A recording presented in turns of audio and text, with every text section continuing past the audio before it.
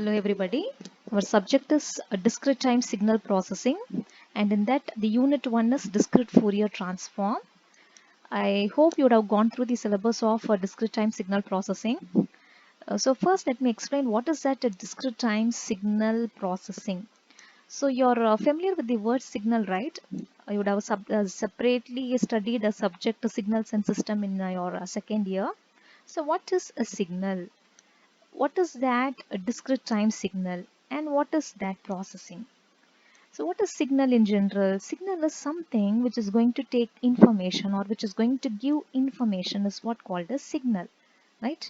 And in signal we have varieties of signal like analog signal, discrete time signal, digital signal. And this particular subject, it is going to deal with discrete time. Okay, so the signal what we are going to see throughout the entire 5 unit is going to be discrete time signal, and how it is going to be processed is what processing. So what is discrete time signal processing? It is going to convey us how to process a discrete time signal. Okay, so this is the concept of discrete time signal processing. I'll repeat once again. You know what is signal? In that we are going to deal with a discrete time signal, how that particular signal is going to be processed. So this is the concept of discrete time signal processing. Okay, and the unit 1 is discrete Fourier transform. You would have already studied Fourier transform in your signals and system. So it's exactly similar to that of your content what you studied in SS, only with slight modifications. Okay, and the very first topic of unit 1 is a review of signals and system. So what is that review of signals and system? So you studied a separate subject as signals and system, right? So in that, some of the important topics is going to be reviewed here. In order to recollect back, they have given a separate topic as review of signals and system. So it's very simple. I'm just going to give you the recap of signals and system as a very short note. Okay, so just listen to that. So what is signal? Just now I told you, any physical quantity which is going to convey some information is what called as a signal. For example, I can say ECG signal, EEG signal, or speech or noise. All these are examples of a signal. If what is ECG? ECG, I hope everyone is aware of ECG, right? ECG is a signal which is going to give information about the health of human heart activity. And what is EEG? EEG is going to give information about the brain activity. So all these are the examples of signals. Okay. So now let us see what are the types of signals. The classification of signal is of 4 broad categories. The first one, it is based on variables, and the second one is the general types, and the third one, it is elementary types, which is very important, and the last one, it is based on properties. Okay. So let us see what it is one by one, and all these topics are already covered in your signals and systems. Okay, I'm just going to give you a review on that. So please, if you have your notes of signals and system, go through that so that it will be very easy for you. Okay, so first let us see what is the classification based on variables. So can you see what are the contents we have below the based on variables? The types of signals based on variables are of 3 different forms. The one is one-dimensional signal, the other one is two-dimensional signal, and the third one is multi-dimensional signal. What is that based on variable? Actually, what is variable? What is variable? I'll just give you a simple example here. Can you see a graph over here where you have an x-axis and y-axis? X-axis is given as time and y-axis is given as some amplitude value. So these two parameters are what called as variables. Okay, that is your x-axis is time and your y-axis is amplitude, and if you take inverse of time, it is going to be the frequency. Right, so all these things are what called as variables. Okay, so what is the classification of signal based on variables?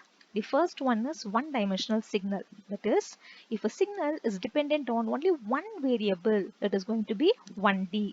And the example is speed signal. Suppose if a signal depends on two different variables, it is going to be 2D. So all your pictures, images is going to come under 2D. Suppose if a signal is dependent on more than two variables, it is going to be multidimensional. So example is speed of wind. Okay, so this is the classification of signal based on variable. Okay,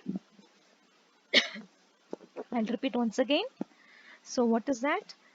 The classification is based on variables. We have three different types, that is one dimensional, two dimensional and multidimensional signal. Okay,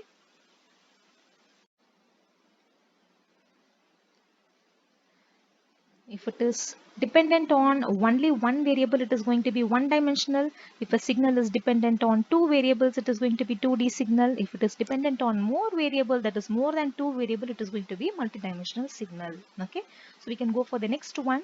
This is the classification of signal, which is general in type. Okay, or generally the classification of signal will be under this one. Okay, that is analog signal, discrete time signal and digital signal. So our subject is going to deal with discrete time signal. Okay, so let us see what is analog signal. Okay, analog signal is something which we get from nature. Okay, yeah, this is your analog signal. Can you see? This is your analog signal which is measured continuously. So whatever the signal that you get from nature is going to be continuous, right? For example, if I want to measure room temperature, it is going to be continuous. And you see here, this is the graph of analog signal. That is t versus y of t, or it can also be x of t. The signal is measured at every instant of time. Can you see? It is measured at every instant of time. So that is the reason it is continuous in nature. Okay. So what is analog signal? Analog signal, otherwise it is called as what? CT signal. That is, whatever the signal that we get from the nature is called as analog signal. And the signal, what is the next one? Discrete time signal. The analog signal, when it enters into the process of sampling, we are going to get the next signal which is called as discrete time signal. So what it is discrete time signal? Can you see here? The signal is present only at specified instant. Can you see here? This particular signal, it is continuous in nature, right? It is measured at every point of time the signal is present. Whereas here, the signal is present only at specified instance. Okay, how you're getting it? By means of the process called as sampling. The signal is present only at specified instance. Okay, so that is what called as discrete time signal. Okay, whenever you see a signal with the notation T, it is going to be analog signal. Whenever you see a signal with the notation N, it is going to be discrete time signal. Okay, so what is analog signal? The signal that is derived from nature is going to be analog signal. It is present, or it is measured at every instant of time, and its notation is T. And a signal which is present only at specified instant is called as discrete time signal. And how you get the discrete time signal? By means of sampling the analog signal, and its notation is N. How do you get digital signal? See, discrete time signal, it is going to enter into two different processes called as quantization and coding, whereby your data will be converted into zeros and ones. So when you see a signal with a 0 and 1, it is going to be the digital signal. Okay, so I'll say you how it is. Can you see the block here? You have your analog signal which is obtained from the nature with the notation T. Okay, and it is entering into a sample and hold circuit where it is converted into discrete signal, that is N signal, which is in terms of N. Okay, the analog signal entering into sample and hold circuit, it is converted into discrete time signal. Then it is entering the quantizer and coding process where it is converted into digital signal. What is digital signal? The signal that is going to have the values of zeros and ones. Okay, so that is what called as digital signal, right? So this is very, very, very important. Okay, and I'll repeat once again. The classification of signal, that is on general categories. It is of three different forms. The one is analog, the other one is discrete time signal, and the other one is digital signal. Signal which is present at every instant of time is going to be analog signal. Its notation is T. The signal which is present only at a particular instant is going to be discrete time signal, and its notation is N. And this signal, after going into quantization and encoding process, it is going to form a digital signal which will be in terms of binary values, that is zeros and ones. Okay, so this is the second types of signal. And the third one is elementary types of signal, and this is what very important. What is elementary? What is the general meaning of elementary? Elementary general meaning is, it is basic, right, which is very fundamental for your subject. Okay, so that is what elementary types of signal. And in elementary types, can you see what are the classification? It is unit step, unit ramp, unit impulse, sinusoidal, exponential, pulse. And this pulse, again, it is categorized into rectangular pulse and triangular pulse. Okay, so let us see this one by one. Elementary signal. So just now I told you what is elementary signal. Elementary signal is the one which is very important and which is fundamental for the subject. Okay, so what is the very first type? It is your discrete signal. I mean discrete time unit step signal. See, I'm going to particularly discuss only about the discrete time signal, because you need to focus only on discrete time, because our subject is discrete time signal processing. So you need not worry about your continuous time signal. So just concentrate only on the signal which is having the notation N. That is where the signal is present only at specified instance. Okay. So that is the reason I have specifically chosen all our signal as, can you see, all our signal will be in terms of N. Okay, because our subject is only discrete time, so no need to bother about a T signal. Continuous time is not required right now. Okay, so what is that? Discrete time unit step signal or unit sequence function. So this is very fundamental thing. I hope you would have covered in ISS, and again I'll recollect you. Can you see what is this signal? It is called a step signal. What is step signal? Step signal is the one where the signal value was 0 on your negative side, and the value starts only from the origin. Can you see? The value starts only from the origin, and it is going to continue towards the positive axis, right? So that is why it is mentioned here like this. That is step signal, that is your u of n, it is equal to what? Its value is equals to 0. When it is 0 for n less than 0 in the sense it is going to be on your negative side, right? On the negative axis its value is 0. Okay, and its value is 1 when it is 1, when its value is 0 and greater than 0. Can you see this? When the value is equal to 0 or greater than 0, the value of the step signal is going to be 1. Okay, I'll repeat once again. Step signal is the one. So it is a signal which is going to have 0 values on the negative side, and the signal is going to have value only from the origin and towards the positive axis. Okay, so can you see here, when you connect this you will have the shape of a step. Am I right?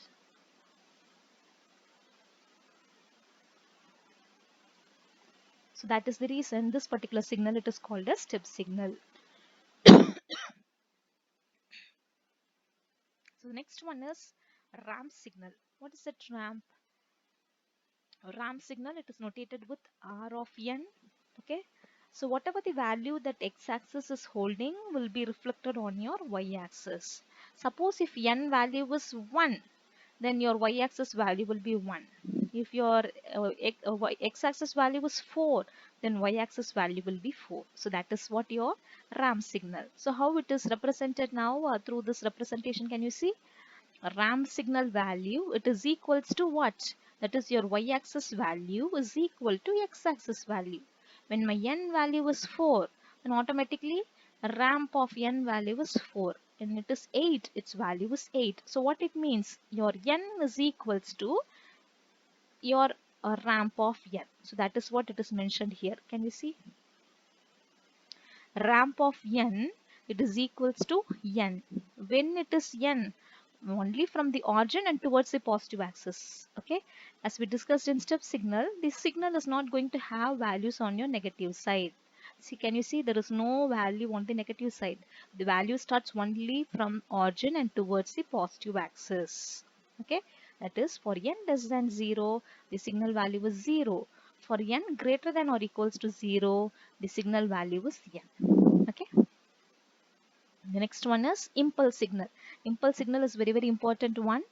The signal which is going to have value only at origin. Can you see? The signal value is present only at origin. The value is 0 on both negative side and positive side. Can you see? There is no values on negative side and positive side. Only at origin the value is present and the maximum value is 1. Okay. So that is the reason it is called as unit step signal. How it is represented? Del of n value, it is equals to 1. When it is 1, only at origin n is equals to 0. When it is not 0, automatically the value is going to be 0. Okay, so this is your impulse signal. Okay, so these three signals are very important. Okay, and it is very basic for rest of the other unit. Okay, so I'll repeat once again. What is step signal? Step signal is the one where it is going to have the value as a maximum value as unity, that is 1. Okay, so that is the reason it is called as unit. Why it is called as unit step signal? The reason is its maximum value is 1 from origin and towards the positive axis. Okay, and what is ramp signal? The value starts only from the origin side, from origin and towards the positive axis. Whatever value is there on x-axis is going to be reflected on y-axis. So that is the reason it is ramp of n is equals to n. Okay, and what is impulse signal? The signal is going to have value only at origin, no values on positive axis and no values on negative axis. Okay, and the next one is exponential signal. So exponential, it is very easy. You have two different exponentials generally. The one is rising exponential and the other one is falling exponential. That is, the one will be growing, the other one will be decaying. Okay, so that is what given here. Just remember the equation alone, that is a power n. That is enough for this. The next one is sinusoidal signal. So sinusoidal signal, it is very familiar to you, right? It is x of n is equals to a cos omega n plus theta. So what is that? A cos omega n plus theta. Suppose if it is continuous, it is a cos omega t plus theta. Okay. So can you see the graph of a sinusoidal signal? Right. So how you will remember, x of n is equals to a cos omega n plus theta is what? Sinusoidal signal. You can ask why here it is given as cos. You can also mention it as sine. Okay. You can also take the signal as x of n is equals to a sine omega n plus theta. The next type of signal is your pulse signal. And the pulse is of two different forms. The one is rectangular pulse and the other one is triangular pulse. I hope you remember these two things, rectangular and the other one is triangular. What is rectangular pulse? And these two signals are available only in form of continuous. Okay, can you see I have given the notation as T, right? So what is rectangular signal? And you see the shape of the signal is like a rectangle and its value is 1 from minus 1 by 2 to plus 1 by 2. So that is the equation is written as rectangular of t is equals to 1 for what limit? From minus 1 by 2 to plus 1 by 2. Okay. The next one, triangle. If it is triangle pulse, what is the equation? 1 minus mod of t divided by tau. So that you will get the triangular pulse.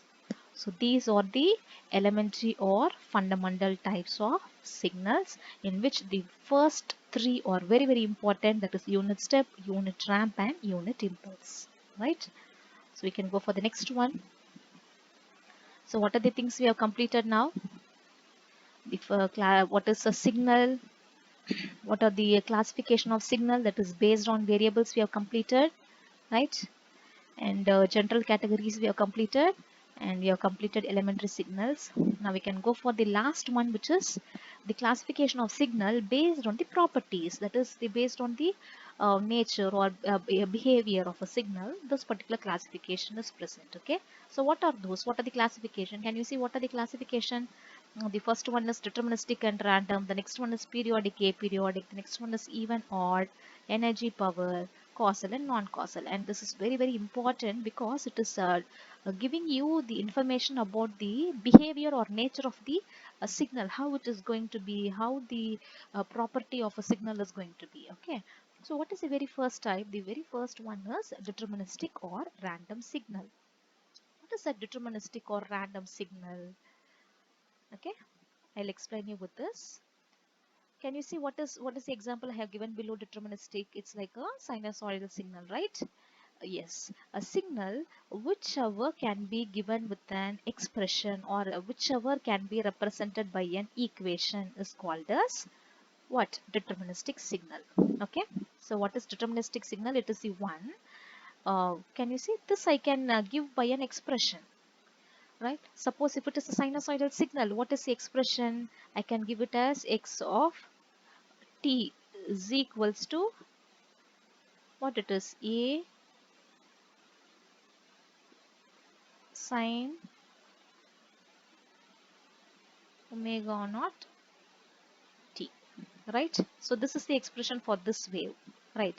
Whereas for this particular signal I cannot give any equation. It's a noise, right? I cannot express it with a mathematical expression. Okay, so that is what deterministic signal and random signal. So what is deterministic? A signal which can be represented with a mathematical equation is called as deterministic signal. A signal which cannot be expressed by an equation is going to be random signal. Okay, for example, I cannot say what is the level of rainfall every year by an equation. Am I right? Today I may have a different amount of rainfall, and I cannot predict what will be the rainfall in the next year on the same date. Okay, whereas it is not the case with the deterministic signal. I can say what is the value of the signal at any time for us. If it is a sinusoidal signal, I can say the value, even what will be the value in the future. Okay, so that is what deterministic. I can determine the value in prior. Suppose if I cannot determine the value in prior, it is going to be random. So the next one is periodic and aperiodic signal. So this is a very easy one. Period, that is a signal is said to be periodic. Okay, even what to say? Even if you change the time, its nature should not vary. Okay, for it, can we see the equation? X of n is equals to x of n plus n. My original signal is x of n. This signal I'm shifting with a value of capital N, but those two values should be same. So that is what periodicity. I'll repeat once again. X of n is the original signal. This particular signal I'm shifting with a value capital N, but those two values will be same. So that is what periodic. That is, the signal will be, the nature of the signal will be same even if I shift the value, even if I change the period of the signal, the nature will be same. So that is going to be periodic. Okay, the next one is energy and power signal. And what is energy and what is power? We have to calculate by using the formulas. Okay, and finally you will get the value of energy and power. With that you will justify whether it's an energy signal or it is a power signal. Okay, so what is energy? Can you see? E is equals to limit summation minus n to plus n mod of x of n the whole square. So for this particular signal, okay, if you take average value, that is going to be the power. Can you see? The same thing is repeated here, but you will divide it with an average value. So that is what power. So this is the relation between energy and power. An average value divided to the energy is going to be the power. Okay, that is much more than enough because we are not going to have any problems from this. So you just understand what is energy and power signal. Energy is nothing but which is going to say you how much or the energy content that is present in a signal, which you will calculate by using this particular formula. Okay, this particular signal, when it is divided by an average value 1 divided by 2n plus 1, it is going to be the power. Okay, so the next one is even or odd signal. It is even signal or it is odd signal. So can you see this particular signal? This signal is an example for even signal. So can you see, if I keep a mirror over here, it is reflecting, right? Okay, which means that what it is, x of n is equals to x of minus n. So if that is the case, then it is going to be even signal. And can you see this particular example? It is not symmetric. It is reflecting in the opposite side. Can you see this particular value was reflected on the opposite side? So if it is so, then it is going to be odd signal. That is x of minus n is equals to minus of x of n. So this is your odd. Okay, and this is your even. So can you see the value is exactly reflected, so which means that it is even. If it is reflected on the opposite side, it is going to be odd. Mathematically, how it is given? X of n is equals to x of minus n, that is x of n is equals to x of minus n. Whereas in the next one, can you see x of minus n is equals to minus of x of n. Okay, they will be reflected on the opposite side, right? The next one is causal and non-causal signal. Okay, this it is given as t, but you have to consider it as n. If it is n, what it is? Signal will be present only at specified instance, not as continuous like this. Okay, so what is that causal signal? Causal in the sense the signal will not be present on your negative side. Can you see there is no signal? There is no signal on the negative side. It is zero. Okay, what is non-causal? It is exactly opposite. Here the value will not be present on the positive side. So that is going to be non-causal. Okay. So what is causal? What is causal? The signal is not present on your negative side, or it is zero on the negative side. Okay. What is non-causal? The signal value was zero on the positive side. So that is what called as non-causal. Okay. I'll repeat once again. Quick recap. Deterministic and random signal. A signal whose nature can be predicted in pre-year, or which can be expressed by a mathematical expression, is called as deterministic signal. For example, sinusoidal and cos signal. Random signal is the one whose nature cannot be predicted, like noise or the amount of rainfall or number of accidents in a year cannot be given by a mathematical expression. So that is going to be random in nature. The next one is periodic signal. What is periodic signal? I have a signal x of n. I'm changing it to some other time, that is x of n plus capital N. But those two values will be equal. So that is going to be periodic. What is energy and power? Energy is nothing but it is going to give you the amount of energy content present in a signal. You're calculating by using this formula. The same formula, if you divide with an average value, that is going to be the power. So that is the relation between energy and power. The next one is even and odd signal. What is even? X of n is equals to x of minus n. And it's odd in the sense minus of x of n is equals to x of minus n. By an image you can understand it. If it is exactly reflected on the positive side and negative side in the same manner, it is going to be even. If it is reflected on the opposite side, it is going to be odd. Causal in the sense no value on the negative side. Non-causal in the sense no value on the positive side. So this is our third category of signal.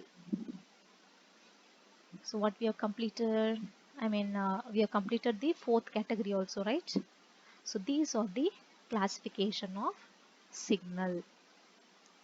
Okay, I hope you would have understood well, right? If there is any doubt, you just go through the contents which is given in the signals and system notes. Okay, all these are very basic things. And now let us see what is system. What are the types of system? Okay, system is your next topic, and we are just going to concentrate only on our discrete time system, because our subject is discrete time, right? So only n notation is much more than enough. And what is that discrete time system classification? We have 5 different classification: linear and non-linear system, time variant, time invariant, stable, unstable, causal, non-causal, dynamic, and static system. So what is system actually? What is system? A very simple example I can give you is a calculator. What is a calculator? What it is doing? What you're doing with the calculator? You're just giving some inputs. Like for example, I want to add my data 2 plus 3. So what you're feeding the inputs, and it is processing, and it is giving you the output on the screen, right? So that is what a system. So how I can define a system now? A system is nothing but a group of functional units put together, which is going to take the input which is going to process the input, and finally it is going to give the output. Okay, so in that we have a different classifications. The one is linear and non-linear system, which is very very important. Okay, can you see linear and non-linear system? So how I will identify the linearity of a system? A system should satisfy what principle? A system should satisfy superposition principle. So only then that particular system is said to be linear system. And what is the condition? So this is the condition. A1 y1 of n plus A2 y2 of n is equals to function performed on A1 x1 of n plus A2 x2 of n. Right? Can you understand what is this? Okay, I'll just explain you here.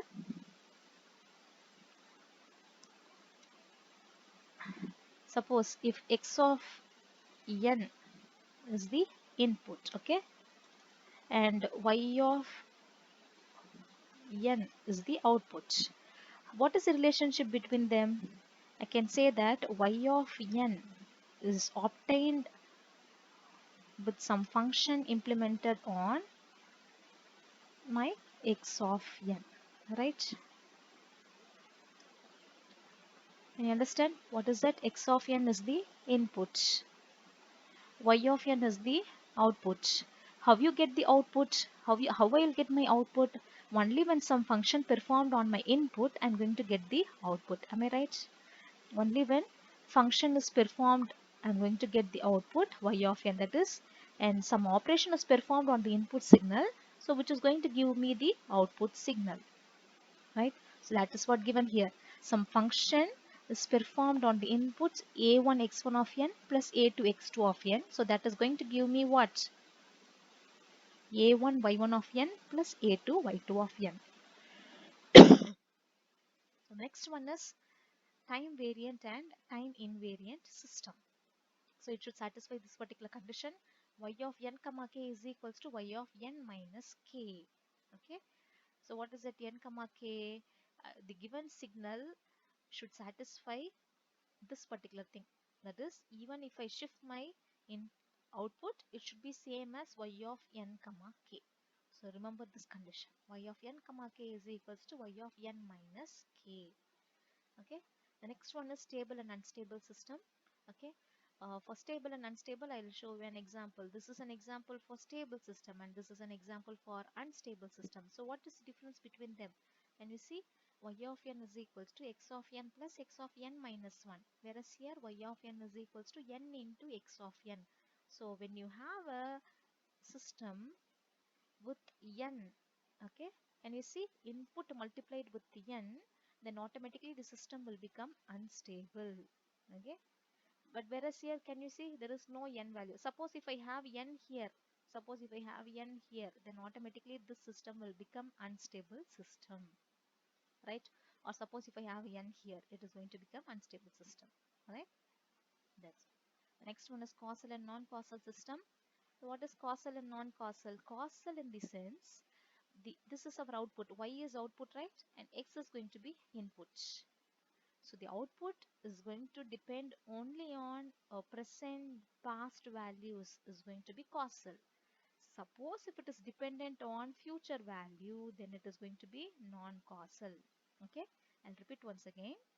A system is said to be causal. When it is said to be causal, when our output depends only on present or past, or both present and past, or only present or only past, then it is going to be causal. Suppose with this, if future is added, then it is going to be non-causal. Next one is static and dynamic system. What is a dynamic system? I can also say that a system whichever is having memory is going to be dynamic system. Okay. For example, you take your computer, what it is? It is a system with memory, right? I can work with present data, I can go through the past data, and I can store my data so that I can refer in future. So in that case, what is that? It is a system with memory. Computer is a system which is dynamic system, right?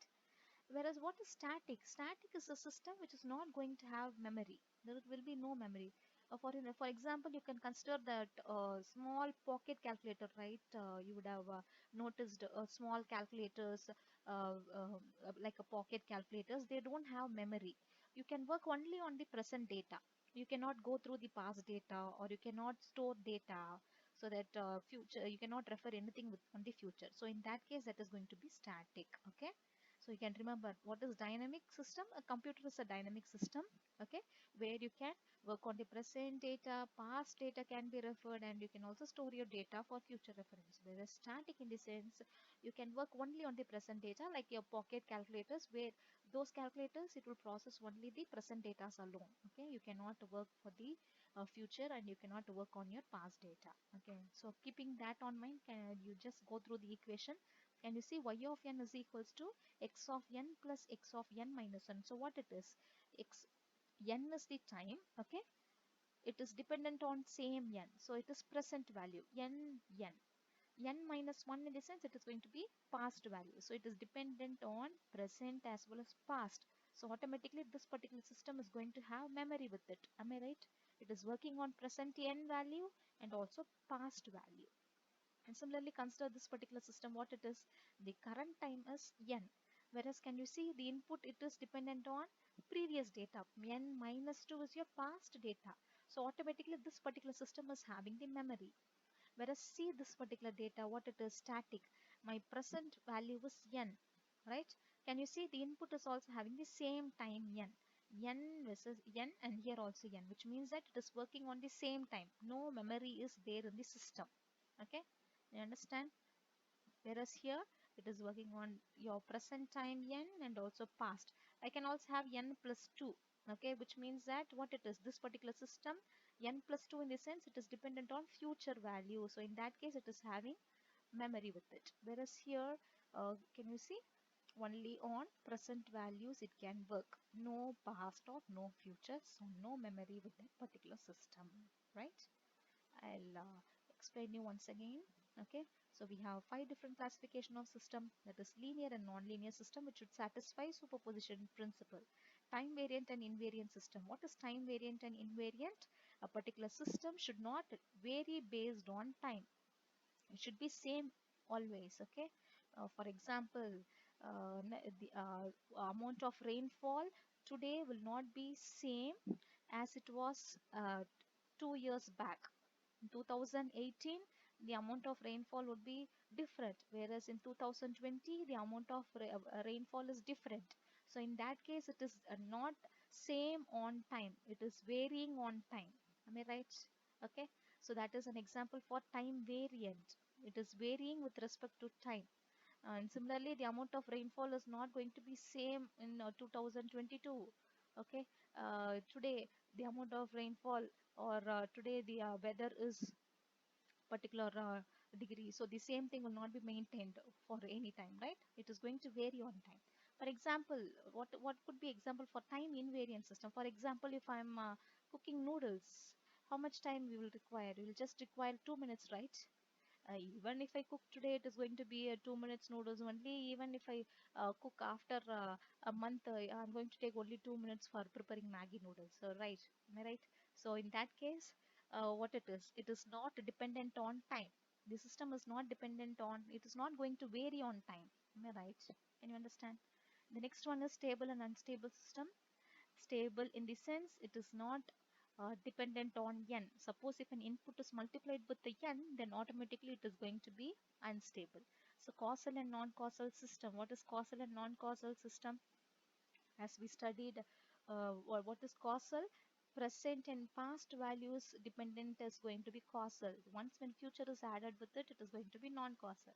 Static and dynamic, you remember the concept of memory. Dynamic, an example could be computer, and static could be a device without memory. Okay, so with this, discrete time systems is over. Yes, so our first topic, that is a review of signals and systems, is over. I hope you would have learned at least something with this particular lecture. I'll see you soon with the next topic, a discrete Fourier transform, whereby actually this is not the topic of discrete time signal processing. Whatever we have discussed till now, it is just a recap of signals and systems, what you have studied earlier.